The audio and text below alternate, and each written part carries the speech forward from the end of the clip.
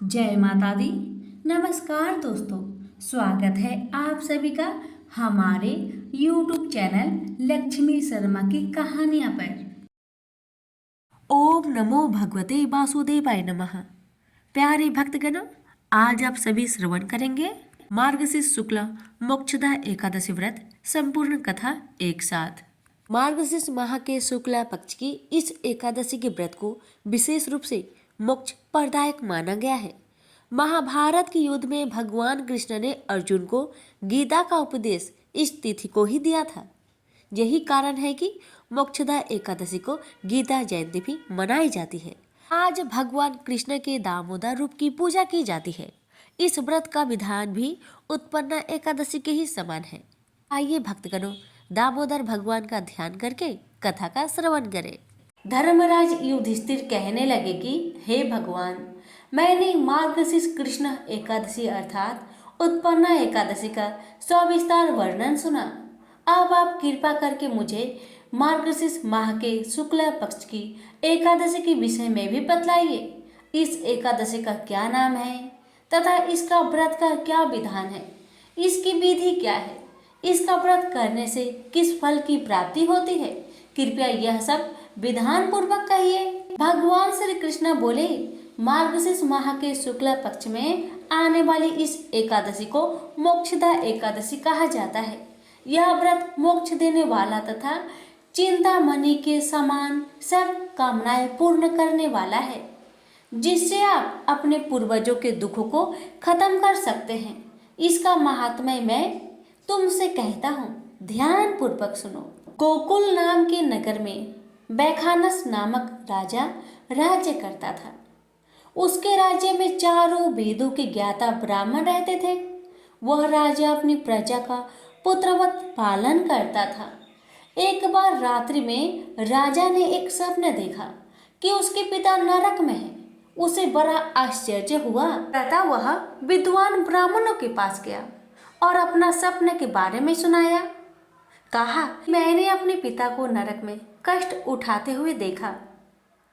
उन्होंने मुझसे कहा कि हे पुत्र, मैं नरक में पड़ा हूँ, यहाँ से तुम मुझको मुक्त कराओ। जब से मैंने ये वचन सुने हैं तब से मैं बहुत बेचैन हूँ। चित्त में बड़ी अशांति हो रही है। मुझे इस राज्य, धन, पुत्र, स्त्री, हाथी, घोड़े आदि में कुछ भी सुख प्रतीत नहीं होता। मैं क्या करूं? राजा ने कहा, हे ब्राह्मण देवताओं, इस दुख के कारण मेरा सारा शरीर जल रहा है। अब आप कृपा करके कोई तप, दान, व्रत आदि ऐसा उपाय बतलाइए जिससे मेरे पिता को मुक्ति मिल जाए। उस पुत्र का जीवन व्यर्थ है जो अपने माता पिता का उद्धार ना कर सके। एक उत्तम पुत्र जो अपने माता पिता तथा पूर्वजों का उद्धार करता है, वह 1000 मूर्ख पुत्रों से अच्छा है। जैसे एक चंद्रमा सारे जगत में प्रकाश कर देता है, परंतु हजारों तारे नहीं कर सकते। ब्राह्मणों ने कहा, हे राजन, जहाँ पास ही भूत, भविष्य, वर्तमान के ज्ञाता पर्वत ऋषि का आश्रम है, आपकी समस्या का हल वो जरूर करेंगे। ऐसा सुनकर राजा मुनि के आश्रम पर गया। उस आश्रम में अनेक शांत चित्त योगी और मुनि तपस्या कर रहे थे। उसी जगह पर्वत मुनि बैठे थे। राजा ने मुनि को साष्टांग दंडवत प्रणाम किया। मुनि ने राजा से उपांग कुशल पूछी। राजा ने कहा कि महाराज, आपकी कृपा से मेरे राज्य में सब कुशल है, लेकिन अकस्मात मेरे चित्त में अत्यंत अशांति होने लगी है। ऐसा सुनकर पर्वत मुनि ने आंखें बंद कर और भूत विचारने लगे। फिर बोले, हे राजन, मैंने योग बल से तुम्हारे पिता के कुकर्मों को जान लिया है। उन्होंने पूर्व जन्म में कामातुर होकर एक पत्नी को रति दी, किंतु स्वार्थ के कहने पर दूसरे पत्नी को ऋतुदान मांगने पर भी नहीं दिया। उसी पाप कर्म के कारण तुम्हारे पिता को नरक जाना पड़ा। तब राजा ने कहा, इसका कोई उपाय बतलाए। मुनि बोले, हे राजन, आप मार्गशीर्ष एकादशी का उपवास करें और उस उपवास के पुण्य को अपने पिता को संकल्प कर दे। इसके प्रभाव से आपके पिता की अवश्य नरक से मुक्ति होगी। मुनि की ये वचन सुनकर राजा महल में आया और मुनि के कहे अनुसार कुटुंब सहित मोक्षदा एकादशी व्रत किया। इसके उपवास का पुण्य उसने पिता को अर्पण कर दिया। इसके प्रभाव से उसके पिता को मुक्ति मिल गई और स्वर्ग में जाते हुए वे पुत्र से कहने लगे, हे पुत्र तेरा कल्याण हो। यह कहकर स्वर्ग चले गए। मार्गशीर्ष मास की शुक्ला पक्ष की मोक्षदा एकादशी का जो व्रत करते हैं उनके समस्त पाप नष्ट हो जाते हैं। इस व्रत से बढ़कर मोक्ष देने वाला और कोई व्रत नहीं है। इस दिन गीता जयंती मनाई जाती है। साथ ही यह धनुर्मास की एकादशी कहलाती है। अतः इस एकादशी का महत्व कई गुना और भी बढ़ जाता है। इस दिन से गीता पाठ का अनुष्ठान प्रारंभ करें तथा प्रतिदिन थोड़ी देर गीता अवश्य पढ़े। प्रेम से बोलिए लक्ष्मी नारायण की जय। एक लड़का सूट बूट पहनकर अपने ससुराल पत्नी को लेने जा रहा था। रास्ते में एक गाय कीचड़ में फंसी हुई थी। वह लड़के से कहने लगी कि बेटा, मैं कीचड़ में फंसी हूँ, मुझे हाथ देकर बाहर निकालो। वह कहने लगा, नहीं नहीं, यदि मैं कीचड़ में हाथ डालूंगा तो मेरे कपड़े गंदे हो जाएंगे। मुझे तो अपनी पत्नी को लेने ससुराल जाना है। वह गाय क्रोधित होकर श्राप देती है, अच्छा तुम ससुराल जाओ, तुम वहां पर नहाओगे तो आधा गधा और खाना खाओगे तो पूरा गधा बनोगे। वह ससुराल पहुंच जाता है और उसके साले कहते हैं कि जीजा जी आप नहा धोकर खाना खा लो। तब वह कहता है कि मैं नहीं नहाऊंगा। तब वह कहते हैं ठीक है आप खाना खा लो। तब वह खाने से भी इनकार कर देता है। सब परेशान हो जाते हैं, जीजा ऐसा क्यों कर रहे हैं, ना तो नहा रहे हैं ना ही खाना खा रहे हैं। तब उसकी पत्नी कहती है कि आप क्यों नहीं नहाते या खाते हो। तब वह लड़का गाय की बात अपनी पत्नी से बताता है और कहता है कि मुझे गाय ने श्राप दिया है कि नहाऊंगा तो आधा गधा व खाऊंगा तो पूरा गधा बन जाऊंगा। तब पत्नी कहती है कि कोई बात नहीं, आप नहा लीजिए व कुछ खा लीजिए, मैं वचन देती हूँ कि मैं आपका साथ दूंगी। तब वह लड़का अपनी पत्नी की बात सुनकर नहाने के लिए तैयार हो जाता है और खाने बैठता है तो पूरा गधा बन जाता है। सब उसको गधा समझकर भगाने लगते हैं तो पत्नी उनसे कहती है कि इसे मत मारो, ये मेरे पति हैं, इसे गाय का श्राप लग गया था इसलिए ये गधे बन गए हैं। आप मुझे इसके साथ ही विदा कीजिए। आप उसे उस गधे के साथ विदा कर देते हैं। वह गधे को लेकर एक जगह झाड़ के पीछे डेरा डालती है। दिन भर मेहनत मजूरी करती है और 12 आना गधे पर खर्च करती है और 4 आने खुद पर खर्च करती है और बोझ गधे पर न डालकर खुद ढोती है। इस प्रकार वह रोज करती है तो रानी महलों की खिड़की में से रोज यह नजारा देखती है कि ऐसा इसे कौन सा दुख है, यह ऐसा क्यों करती है। एक दिन वह दासी को भेजकर उसे अपने महल में बुलाती है और पूछती है कि तुम ऐसा क्यों करती हो। तब वह कहती है तुम वचन भरोगी, तुम मेरी मदद करोगी तो मैं तुम्हें अपना दुख बताऊंगी। रानी वचन भरती है कि बहन मैं वचन भरती हूँ। तब वह सारी बात बताती है और कहती है इस प्रकार मेरे पति श्राप के वचन से गधा बन गए। तब रानी पूछती है कि इसका उपाय क्या है। तब वह बताती है यदि किसी ने 24 एकादशी करी होगी, वह संकल्प करके इसे 24 एकादशी दे दो, मेरे पति पहले की तरह ठीक हो जाएंगे। तब राज्य में ऐलान किया जाता है कि 24 एकादशी जिसने भी की हो वह राज दरबार में आए। तब एक बुढ़िया को लाया जाता है। जैसे बुढ़िया संकल्प करके एकादशी देती हुई नहाती है, उसके नहाने का पानी उस गधे पर गिरता है। वैसे वैसे वह गाय लड़के के रूप में आ जाता है।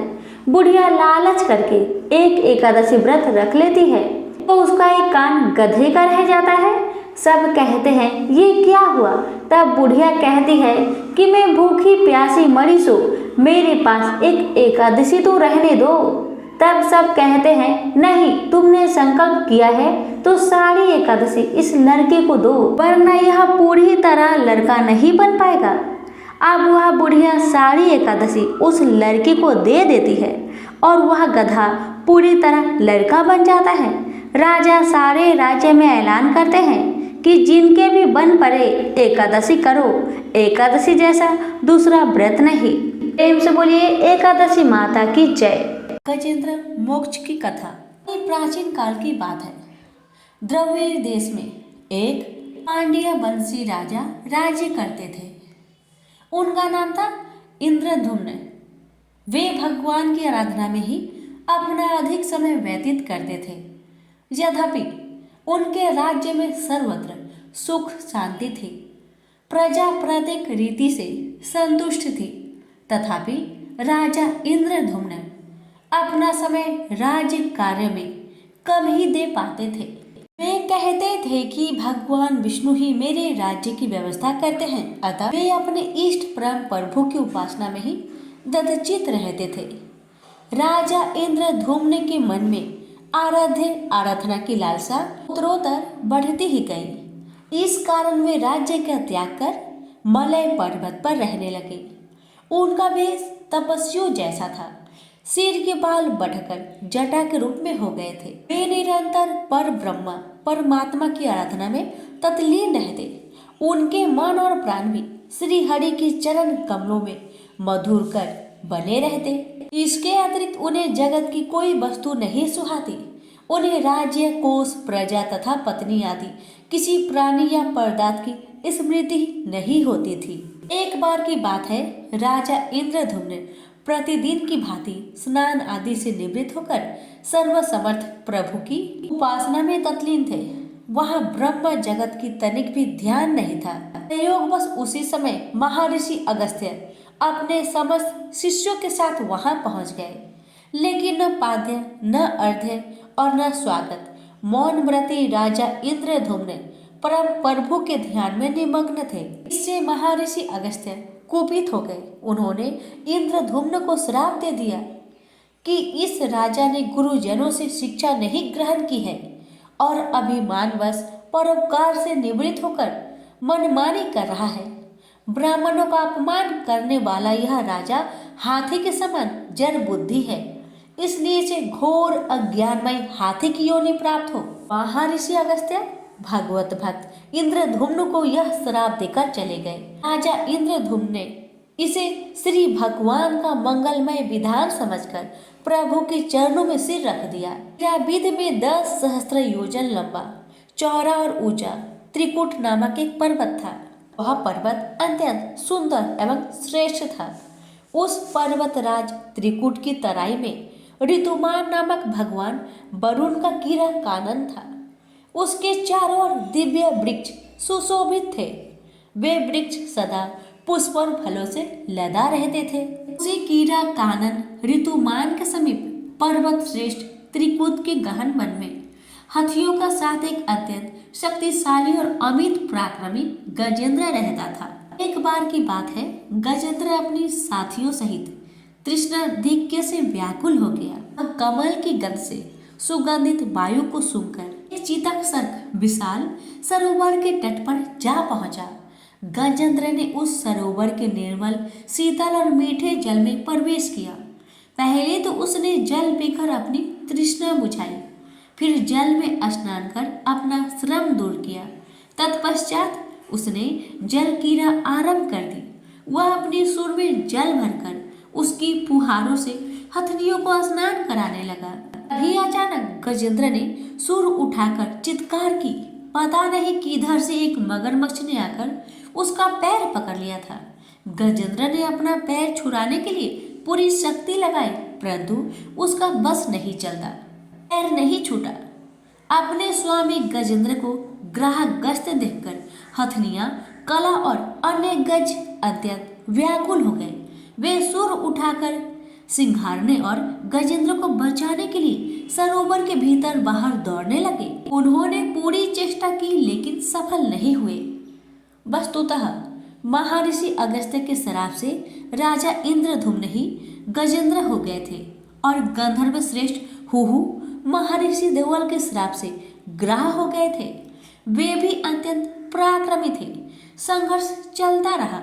गजेंद्र स्वयं को बाहर खींचता और ग्राह गजेंद्र को भीतर खींचता।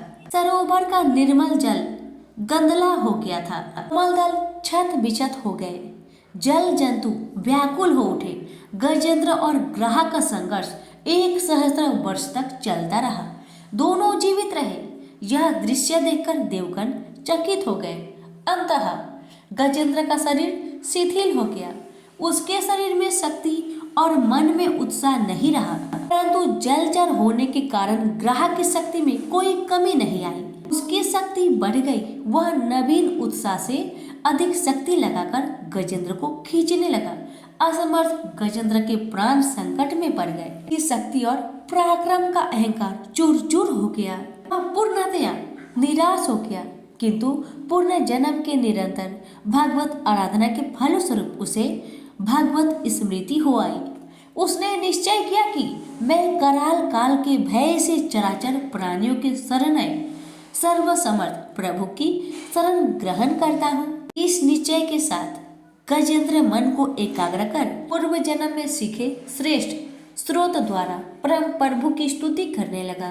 गजेंद्र की स्तुति सुनकर सर्वात्मा सर्वदेव रूप भगवान विष्णु प्रकट हो गए। गजेंद्र को पीड़ित देखकर भगवान विष्णु गरुड़ पर आरूढ़ होकर अत्यंत शीघ्रता से उक्त सरोवर के तट पर पहुंचे।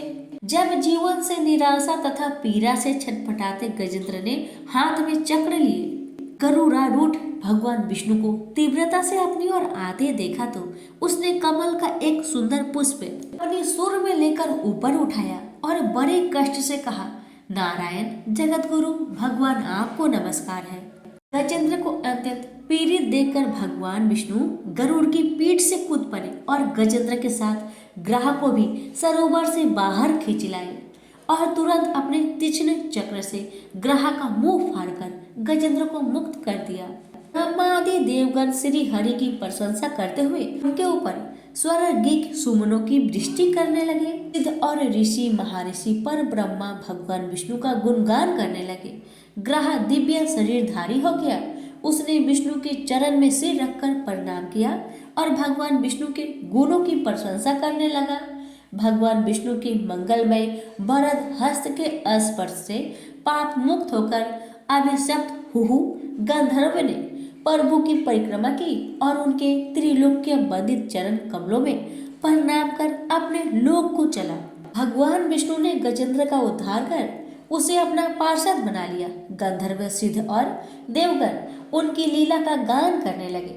गजेंद्र की स्तुति से प्रसन्न होकर भगवान विष्णु ने सबके समक्ष कहा, प्यारे गजेंद्र, जो लोग ब्रह्म मुहूर्त में उठकर तुम्हारी की हुई स्तुति से मेरा स्तवन करेंगे उन्हें मैं मृत्यु के समय निर्मल बुद्धि का दान करूंगा।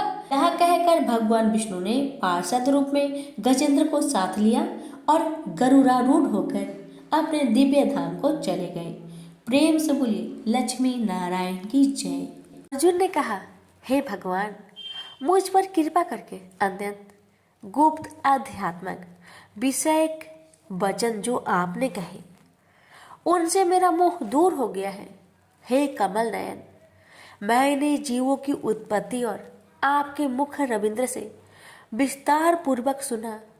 आपने जैसे अपने रूप का वर्णन किया वह आपका रूप देखने की मेरी इच्छा है। हे योगेश्वर, हे मधुसूदन, आप यदि मुझे उसके देखने योग्य समझे तो आप अपना वह अव्यय रूप मुझे दिखाइए।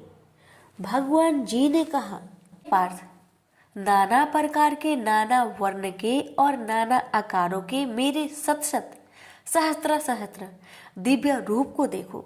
हे भारत, तुम वसु रुद्र, अश्विन कुमार, मरुदगन और जो पहले कभी ना देखे थे ऐसे मेरे आश्चर्यमय रूप को देखो। गुणाकेश व चराचर सहित यह चरित्र देखो तथा और जो कुछ देखना चाहो तुम यह मेरी देह में देख लो, परंतु तुम इस नेत्र से मुझे नहीं देख सकोगे, इसलिए मैं तुमको दिव्य नेत्र देता हूँ। उनसे मेरा विराट रूप देखो। संजय ने धृतराष्ट्र से कहा, हे राजन। इस प्रकार श्री कृष्णचंद्र ने अर्जुन से कहा और उसको दिव्य दृष्टि देकर अपना अलौकिक रूप दिखाया। उस विश्व रूप के अनेक मुख तथा अनेक नेत्र थे। उसमें अनेक अद्भुत दृश्य थे और उसमें अनेक सुंदर सुंदर आभूषण तथा दिव्य आयुधियों से सुसज्जित थे। देह पर दिव्य पुष्प, दिव्य वस्त्र थे, दिव्य गंध देह पर लगे थे। उस समस्त आश्चर्य युक्त अनेक देव के सब और मुख दिखाई देते थे।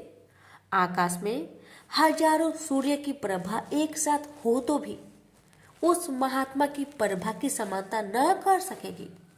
उस समय अर्जुन ने देवादि देव के शरीर में अनेक प्रकार से विमल इस समस्त जगत को एकत्रित देखा।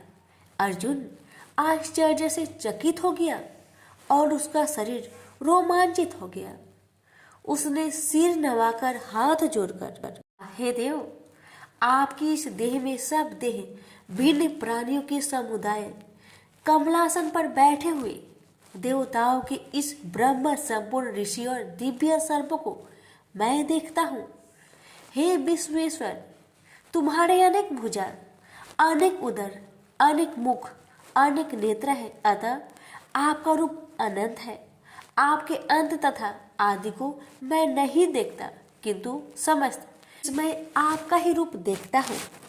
आपको किरीट युक्त गदा चक्रधारी, चारों ओर से दिव्य पैमान, तिजो राशि सर्वत्र चमकते हुए अग्नि सूर्य की भांति प्रकाशवान दुर्भिक्षिक और अपरंपार देख रहा हूँ। मेरे मन से आप ही ब्रह्मा जानने की वस्तु, विश्व का महान आधार, नित्य सनातन धर्म के रक्षक, पुराण पुरुष हो। मैं आपको आदि मध्य तथा अंत रहित अनंत शक्ति, अनंत भुजा, चंद्र सूर्य है। नेत्र जिसके कांतिमान अग्नि के सदृश्य मुख वाला अपने तेज से इस संपूर्ण संसार को तपाते हुए देख रहा हूँ। हे महात्मन, पृथ्वी एवं आकाश के मध्य का वह अंत पूर्ण दिशाओं में आपसे ही व्याप्त हो रही है। आपका यह अद्भुत तथा उग्र रूप से लोक व्यतीत हो रहे हैं। यह देखा कि देवताओं के समूह तुम्हारी शरण आ रहे हैं। उनमें कितने ही भयभीत होकर हाथ जोड़कर तुम्हारी प्रार्थना करते हैं। महर्षियों और सिद्धों का समूह स्वास्तिक कहकर नाना प्रकार से आपकी प्रशंसा कर रहा है। रुद्र, आदित्य, वसु, साध्य, विश्वदेव, अश्वनी, मारुत, पिता, गंधर्व, यक्ष, असुर, सिद्ध इनके संग विस्मित होकर आपकी ओर टटकी लगाकर देख रहे हैं। हे महाबाहो, अनेक नेत्र, अनेक बाहु, अनेक जांघ, अनेक पैर, अनेक पेट, कराल दंत युक्त आपका यह विशाल रूप देखकर सब अत्यंत भयभीत हो रहे हैं और मैं भी घबरा रहा हूँ। आकाश तक पहुँचते हुए आपके प्रकाश के अनेक वर्षों से फैलाए हुए अग्नि जलने वाला मुख, विशाल नेत्र युक्त आपको देखकर हे विष्णु, मेरा जी घबरा रहा है। मुझसे धैर्य नहीं रहा जाता तथा चित्त स्थिर नहीं होता है। हे देवेश, हे जगनिवास, इस भयंकर दाढ़ वाले इस कालगिन के सदृश आपके मुखों को देखकर मुझे दिशाएं नहीं सूझती। मैं शांति नहीं पाता। मुझ पर दया करे हे प्रभु। धृतराष्ट्र के दुर्योधनादिक पुत्र अपने साथ अनेक राजाओं सहित तथा भीष्म, द्रोण, कर्ण हमारी ओर के मुख्य मुख्य योद्धा बड़ी बड़ी दाढ़ों से युक्त आपके विकराल मुख में शीघ्रता से प्रवेश कर रहे हैं तथा उनसे आपके ही लोग आपके दांतों में दबकर ऐसे दिखाई देते हैं मानो उनका शरीर चूर्ण हो गया है। ऐसे नदियों की अनेक धाराएं जब समुद्र की ओर बहती है, वैसे ही ये मनुष्य लोक के वीर आपके प्रज्वलित मुखों में प्रवेश कर रहे हैं। ऐसे अग्नि में पतंग गिरते हैं, वैसे ही ये लोग भी आपके नाश के लिए आपके मुख में बड़ी तेजी में प्रवेश कर रहे हैं। हे विष्णु, जलते हुए मुखों के चारों ओर से सब वीरों को निगलकर आप होठ चाट रहे हैं। आपके तीक्ष्ण प्रभाएं समस्त संसार को तेज से व्याप्त कर रही है। यह भयानक रूपधारी कौन है? यह मुझसे कहो। हे देवेश्वर, आपको नमस्कार है, मुझ पर प्रसन्न होइए। हे जगकर्ता आदि पुरुष, आपको जानने की मैं इच्छा रखता हूँ, क्योंकि आप ही यह प्रकृति मेरी समझ में नहीं आती। श्री भगवान बोले, संसार का नाश करने वाला मैं उग्र काल हूँ, समस्त जनों का संहार करने के लिए आया हूँ। तुम्हारे युद्ध न करने पर ये वीर जीवित नहीं रह सकेंगे, अतः तुम उठो, शत्रुओं के संहार यश को लेकर इस समृद्धिशाली राज्य का भोग करो। हे सभ्य साचिन, उनको मैंने पहले ही मार रखा है, तुम केवल निमित्त मात्र हो जाओ। मेरे मारे हुए द्रोण, भीष्म, जयद्रथ, कर्ण और अन्य योद्धाओं को मारो, घबराओ मत, तुम युद्ध में शत्रुओं को जीतोगे। संजय ने कहा। इस प्रकार श्री कृष्ण जी के वचन सुन मुकुटधारी अर्जुन हाथ जोड़कर कंपित और भयभीत हुए साष्टांग प्रणाम कर नम्रतापूर्वक कहने लगा, हे ऋषिकेश, आपके गुणगान करने से संसार प्रसन्न और प्रेम मग्न हो रहा है। राक्षस डरकर दिशाओं की ओर भागते हैं तथा सिद्ध आपको नमस्कार करते हैं। हे महात्मन, हे अनंत, हे वशिष्ठ देव, हे जग निवास, आप ब्रह्मा से भी श्रेष्ठ हो। आपको देवता क्यों ना नमस्कार करें। व्याप्त भी आप हो। हे अनंत रूप, आप आदि देव हो, पुरातन पुरुष हो, विश्व की परम आधार हो, ज्ञाता तथा श्रेष्ठ हो। श्रेष्ठ स्थान आप हो, विश्व का विस्तार करने वाले आप हो।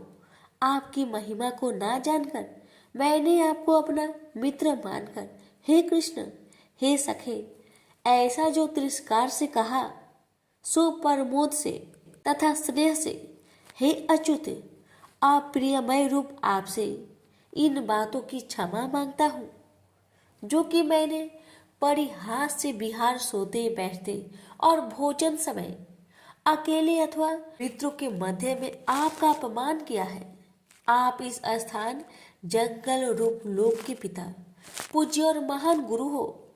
त्रिलोकी में भी आपके समान कोई नहीं है।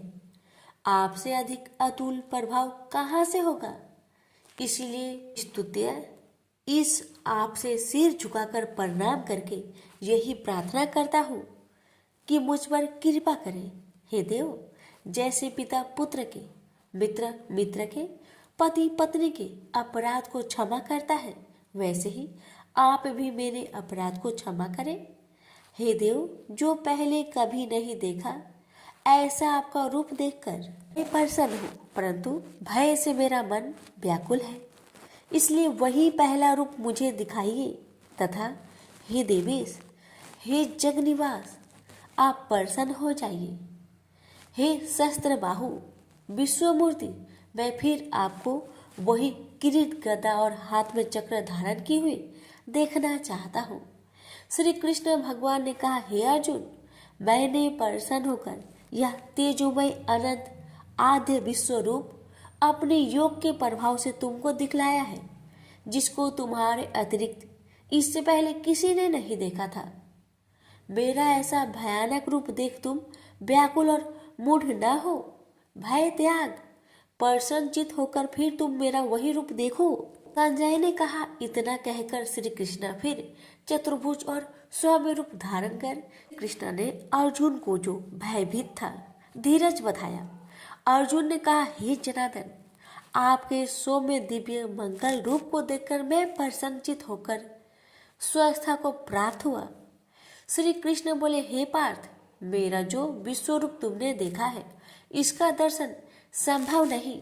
देवता भी उस रूप की आकांक्षा करते हैं। हे अर्जुन, जैसा मेरा रूप तुमने देखा है, ऐसा रूप को वेदा ध्यान तप दान व यज्ञ आदि कर्म द्वारा भी देखना असंभव है। जो कोई मनुष्य मेरी ही भक्ति के लिए कर्म करते हैं, मुझको ही सर्वोत्तम मानते हैं, मुझ में ही भक्ति रखते हैं, सब सांसारिक सुखों से विमुख हो चुके हैं, संपूर्ण प्राणी मात्रा से वैर त्याग चुके हैं, वे ही मुझको प्राप्त कर सकते हैं।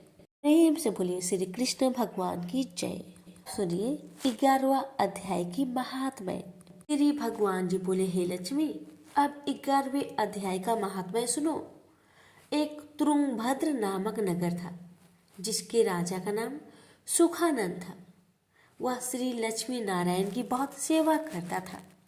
वहाँ एक ब्राह्मण बड़ा धनवान, विद्वान एवं पंडित भी रहता था। उस ब्राह्मण का नियम था, वह नित्य श्री गीता जी के 11वें अध्याय का पाठ करता था। ऐसे ही सेवा करते करते बहुत काल व्यतीत हुआ।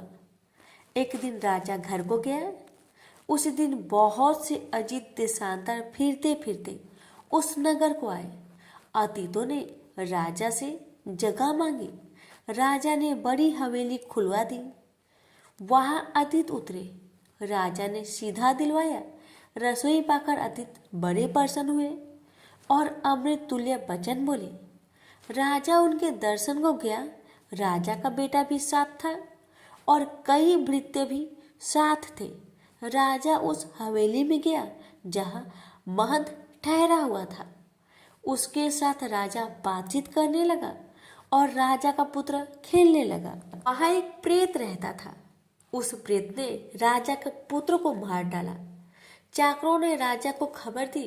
राजा यद्यपि सेवा व कथा श्रवण करता था, परंतु पुत्र के मोह से राजा के मन में दुर्बुद्धि आ गई। राजा बोले, हे संत जी, आपका दर्शन आपको बहुत फला है। एक पुत्र था, वह भी प्रेत ने मार दिया। तब संत बोले, हे राजन, चलो देखो कहाँ है तेरा पुत्र। राजा, ब्राह्मण, महंत सभी वहां आए जहाँ राजकुमार मरा पड़ा था। तब ब्राह्मण ने कहा, अरे प्रेत, तू उस लड़के पर कृपा दृष्टि कर जिससे यह लड़का जी उठे, और मैं तुझे गीता जी की 11वें अध्याय का पाठ सुनाता हूँ। तू उसे श्रवण कर, इससे तेरा कल्याण होगा। अब तू पिछले जन्म की बात कह। तब प्रेत बोला, मैं पूर्व जन्म में ब्राह्मण था। इस ग्राम के बाहर हल जोतता था। वहां एक दुर्बल वृक्ष आया था, उस खेत में गिर पड़ा। उसके शरीर से रुधिर निकला। तब एक चील ने उसका मांस नोच खाया। मैं बैठा देखता था। मेरे मन में दया न आई जो वृक्ष को चील से छुड़ा दूं। इतने में एक और वृक्ष आया। उसने यह देख मुझसे कहा, अरे हल जोतने वाला वृक्ष, ये काम चांडाल जैसे है। अरे निर्दयी, तेरे खेत के पास वृक्ष का मांस चील नोच खाती है और तू आंखों से अंधा है जो उसे छुड़ाता नहीं।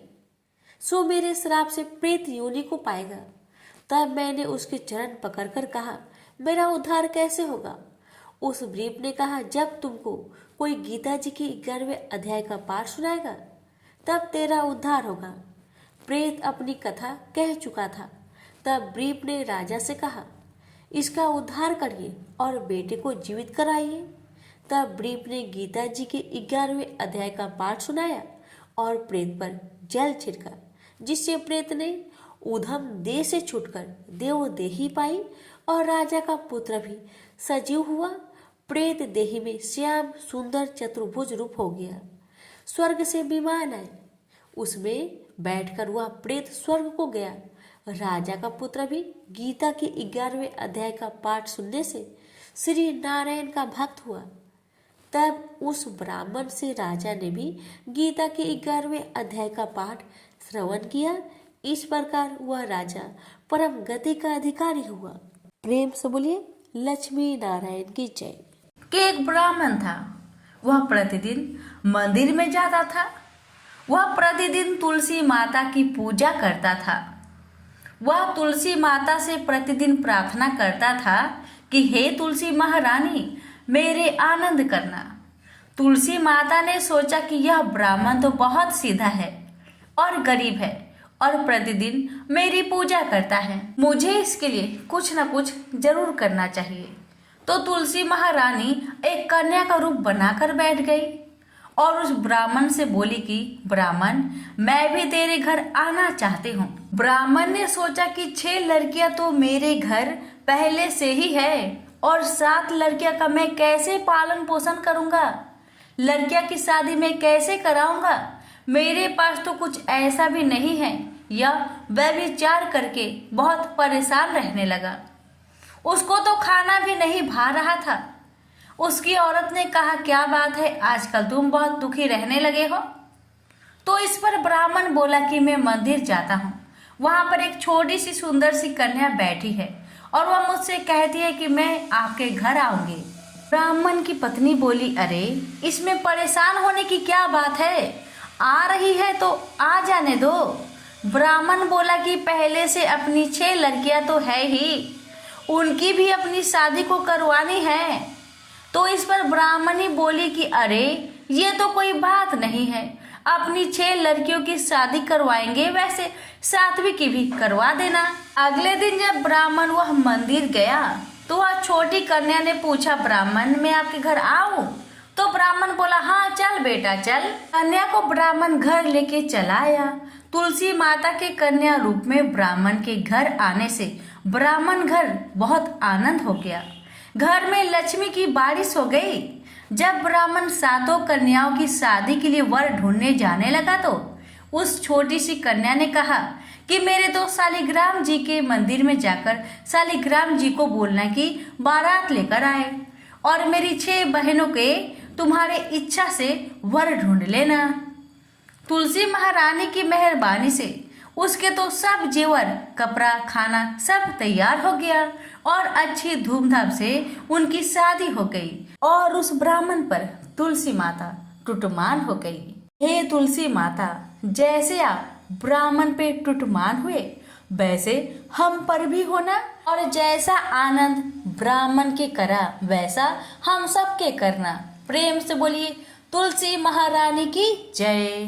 बहुत समय पहले की बात है, किसी गांव में एक कन्या रहती थी। जब वह थोड़ी सी बड़ी हुई और उसको समझ आने लगा तब से ही वह तुलसी माता का पूजन करने लगी। उसके प्रतिदिन का नियम था कि तुलसी माता जी का पूजन करने के बाद ही खाना खाती थी। जब वह कन्या शादी के लायक हुई तब उसके माता पिता ने उसकी शादी करवा दी। कन्या को उसके माता पिता ने दहेज में भी एक तुलसी का गमला दिया था, क्योंकि माता पिता तो जानते हैं मेरी कन्या बिना तुलसी पूजन के भोजन नहीं करती। इसी कारण उन्होंने कन्या को तुलसी का गमला दे दिया। कन्या पहुंची ससुराल। वहां पर वह प्रतिदिन सवेरे ही उठती, पूजा करती और उसके बाद ही खाना खाने बैठती थी। उस कन्या की 2 जेठानियां थी। वो दोनों उसका मजाक उड़ाती थी कि बड़े नियम धर्म वाली बनती है। उन दोनों को उससे बहुत ईर्ष्या जलन होती थी, इसलिए वो दोनों तुलसी जी का गमला छुपा देती थी। वह कन्या बड़ी मुश्किल से गमला ढूंढ कर लाती और उनका अच्छे से पूजा पाठ करती और फिर भोजन करती थी। एक दिन की बात है, दोनों जेठानी देवरानी ने मिलकर क्या किया कि तुलसी के गमला को घर से बाहर ही फेंक दिया। कन्या बेचारी तुलसी गमला बहुत खोजी मगर तुलसी गमला मिला ही नहीं। बेचारी बहुत परेशान हो गई। उस दिन तो उसने खाना भी नहीं खाया, क्योंकि उसका नियम जो था तुलसी पूजन के बाद ही वह भोजन करती थी। कन्या की सच्ची भक्ति और श्रद्धा देखकर माँ तुलसी प्रसन्न हो गई और उसके कमरे में तुलसी का गमला अपने आप ही प्रकट हो गया। अगले दिन सुबह जब कन्या उठी तो क्या देखती है कि उसके कमरे में एक तुलसी का गमला अपने आप ही प्रकट हुआ है। यह देखकर कन्या तो प्रसन्न हो गई, तुलसी माता की जय जयकार करने लगी, उनको धन्यवाद करने लगी कि अब मुझे कोई भी दिक्कत नहीं होगा। अब तो मैं हर रोज इसी कमरे में आकर माँ की पूजा पाठ अच्छा से करूंगी और मेरी तुलसी का गमला तो अब कोई चुरा भी नहीं सकेगा। अब तो कन्या रोज सुबह जल्दी उठती और स्नान करके माता रानी तुलसी महारानी का पूजन कर लेती और उसके बाद ही खाना खाने बैठ जाती। तो एक दिन की बात है, जब वह कन्या तुलसी माता का पूजन करके खाना खाने बैठी तो जेठानियां मजाक उड़ाने लगी कि देवरानी का तो नियम धर्म पूरा हो गया। उससे पूछती है कि क्या तुमने तुलसी पूजन कर ली है? तो देवरानी धीरे से बोलती है, हाँ मैंने कर लिया। जेठानी बोलती है, कहाँ से कर ली पूजा? गमला तो हमने बहुत दूर फेंकवा दिया था। तो देवरानी कहती है, आप लोगों को विश्वास नहीं है तो जाइए मेरे कमरे में जाकर देख लीजिए। जब दोनों जेठानियां उस कन्या के कमरे में जाती है, वहाँ पर बहुत सुंदर माँ तुलसी का गमला को पाती है। ये देखकर दोनों देवरानी जेठानी को अपनी गलती का एहसास हुआ। उन्होंने माँ तुलसी से क्षमा याचना की और अपनी देवरानी से भी क्षमा याचना की। कहने लगी, देवरानी तुम्हारी भक्ति सच्ची है, हमें माफ कर दो। हमने तुम्हें बहुत तकलीफ दिया, बहुत परेशान किया, हमें माफ कर दो। आज से हम दोनों भी तुम्हारे साथ माँ तुलसी का नियम पूर्वक पूजन करेंगे। तुलसी माता की कृपा से उस कन्या के ससुराल में अन्न धन के भंडार भर गए। प्रेम से बोलिए तुलसी माता की जय। हे तुलसी माता, जैसी कृपा आपने देवरानी पर करी वैसी हम सब पर करना। कहानी कहते सुनते हुकार भरते सब पर करना। प्रेम से बोलिए तुलसी महारानी की जय हो। एक बार की बात है कि भगवान गणेश एक बार छोटे बालक का रूप धरकर पृथ्वी पर गए और वहां उन्होंने सोचा कि मैं लोगों का परीक्षा लूंगा, इस धरती पर कुछ धर्म कर्म है भी या नहीं।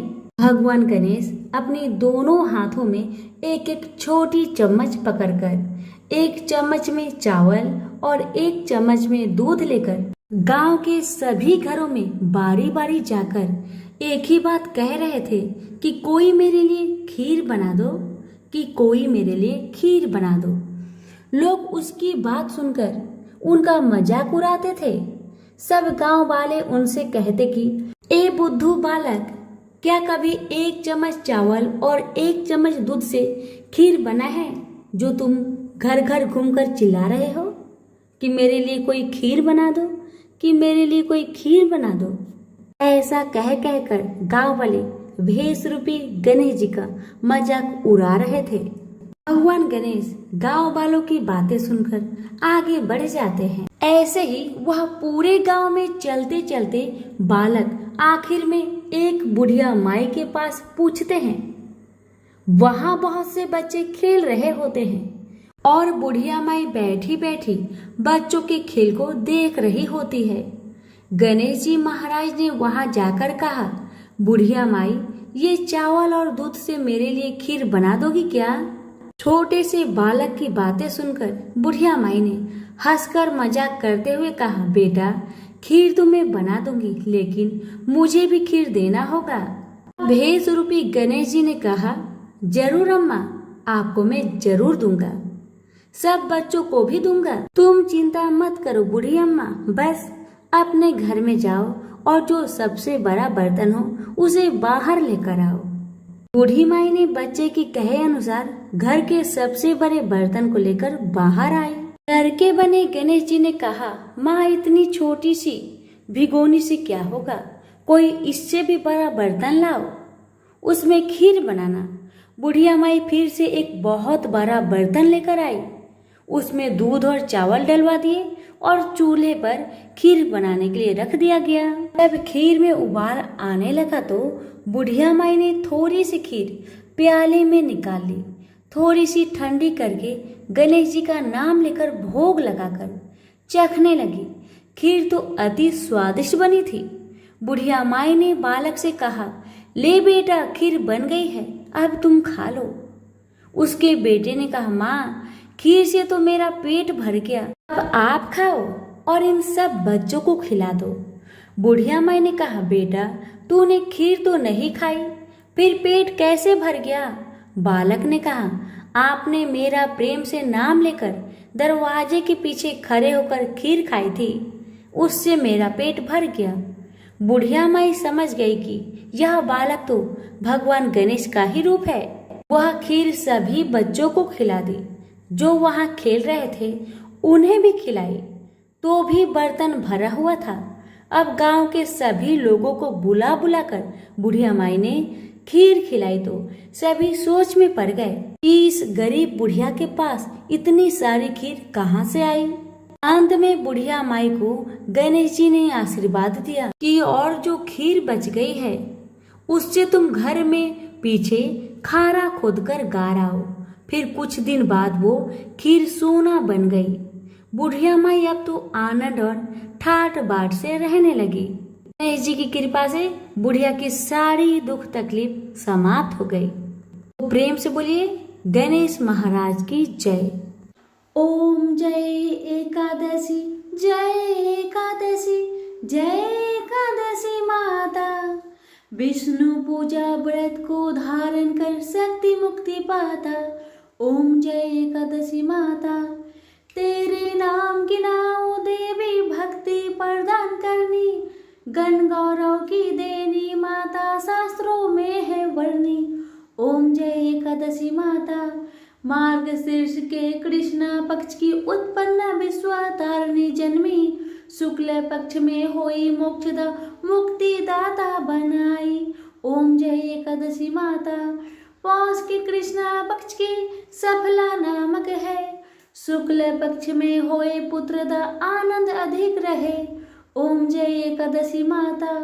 नाम सटटिला माघ मास में कृष्ण पक्ष आवे, शुक्ल पक्ष में जया कहावे, विजय सदा पावे। ओम जय एकादशी माता। विजया फागुन कृष्ण पक्ष में शुक्ला आमल की, पाप मोचने कृष्ण पक्ष में चैत्र महाबली की। ओम जय एकादशी माता। चैत्र शुक्ल में नाम कामदा धन देने वाली, नाम बरुथनी कृष्ण पक्ष में वैशाख महावाली। ओम जय एकादशी माता। शुक्ल पक्ष में होई मोहिनी, अपरा ज्येष्ठ कृष्ण पक्षी, नाम निर्जला सब सुख करनी, शुक्ल पक्ष रखी।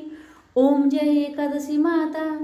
योगिनी नाम आषाढ़ में जानो, कृष्ण पक्ष करनी, देवसेनी नाम कहाओ, शुक्ल पक्ष धरनी। ओम जय एकादशी माता।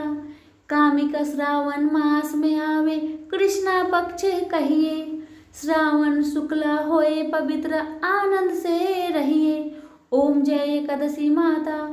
आजा भाद्रपद कृष्ण पक्ष की परिवर्तनी शुक्ला, इंद्र आश्विन कृष्ण पक्ष में व्रत से भवसागर निकला। ओम जय एकादशी माता। पापंकुशा है शुक्ल पक्ष में आप हरणहारी, रमा मास कार्तिक में आवे सुखदायक भारी। ओम जय एकादशी माता। देवोत्थानी शुक्ल पक्ष की दुख ना सके मैया, पावन मास में करो विनती पार करो नैया। ओम जय एकादशी माता।